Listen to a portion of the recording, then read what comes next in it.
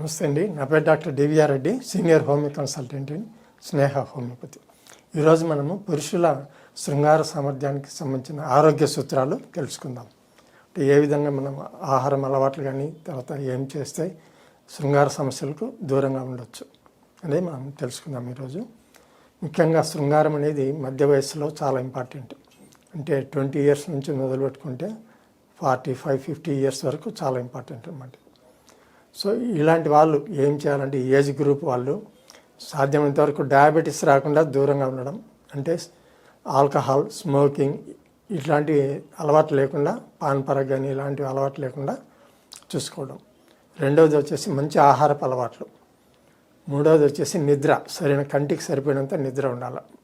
ఇలాంటివన్నీ ప్రాక్టీస్ చేయడం వల్ల మనకు శృంగార సమస్యలు దూరంగా ఉంటాయి. తర్వాత ఇమ్యూనిటీ పవర్ పెరగడానికి మనం మంచి ఆహారపు అలవాట్లు నేర్చుకోవాలి. అంటే పండ్లు, ఆకుకూరలు, తర్వాత అవసరమైనప్పుడు నాన్ వెజ్ తినేవాళ్ళు నాన్ వెజ్ కానీ మినిమంలో ఉండాలన్నమాట. వెయిట్ పెరగకుండా చూసుకోవాలి. అదేవిధంగా బ్యాడ్ కొలెస్ట్రాల్ పెరగకుండా చూసుకోవాలి. ఇంకా స్మోకింగ్, ఆల్కహాల్ ఉంటే అవి కూడా స్టాప్ చేయాలి. ఇలాంటివన్నీ పాటించడం వల్ల మనకు శృంగార సమస్యలు అనేవి దూరంగా ఉంటాయి. వీటి అన్నిటికి తోడు ముఖ్యమైనది మానసిక స్ట్రెస్ అనేది, మెంటల్ స్ట్రెస్ అనేది ఉండకూడదు. దీనివల్ల కూడా ఈ శృంగార సామర్థ్యం తగ్గిపోయే అవకాశం ఉంటుంది. సో మెంటల్ స్ట్రెస్ ఏ పని చేసేటప్పుడు ఆ పని మీద ధ్యాస పెట్టడం, అనవసరమైన ఆలోచనలకు దూరంగా ఉండడం, అంటే ఓవర్ థింకింగ్ అంటారు.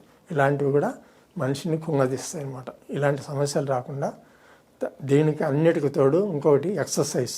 రోజు మార్నింగ్ వాకింగ్ చేయడం వల్ల కూడా మనకు మంచి హార్మోన్స్ రిలీజ్ అవుతాయి, ఆక్సిజన్ లెవెల్స్ ఇంప్రూవ్ అవుతాయి. ఇవన్నీ చేయడం వల్ల మనకు శృంగార సమస్యలు దూరంగా ఉంటాయి. ఈ టిప్స్ ఫాలో కండి, ఖచ్చితమైన రిజల్ట్ మీకు వస్తుంది. నమస్తే.